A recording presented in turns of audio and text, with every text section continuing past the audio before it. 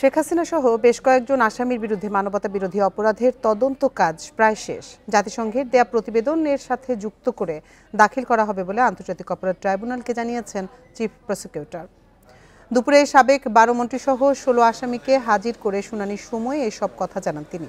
অসম্পূর্ণ ও ত্রুটিপূর্ণ তদন্ত প্রতিবেদন দাখিল না করার নির্দেশনা দিয়ে 20 এপ্রিল তদন্ত প্রতিবেদন জমার তারিখ নির্ধারণ করেন আদালত।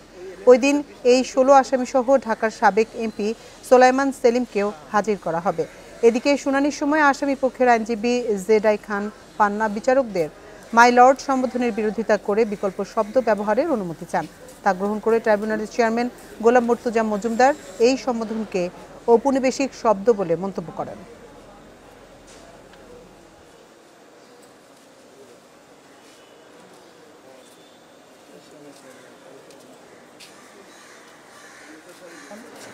শেখ হাসিনার মামলায় আমরা তদন্ত কর্মকর্তার যে রিপোর্ট সেটার বরাত দিয়ে জানিয়েছি যে এই তদন্ত কাজ অলমোস্ট শেষের দিকে আছে। শেষের দিকে আসার পরে জাতিসংঘের যে রিপোর্টটা প্রকাশিত হয়েছে, জাতিসংঘ গত জুলাই আগস্টে বাংলাদেশে সংগঠিত যে মানবতা বিরোধী অপরাধ সেটার ব্যাপারে বিস্তারিত তদন্তপূর্বক তারা একটা রিপোর্ট প্রকাশ করেছেন যে মানবতা বিরোধী অপরাধটা হয়েছে সেটা ছিল ওয়াইড স্প্রেড এবং সিস্টেম্যাটিক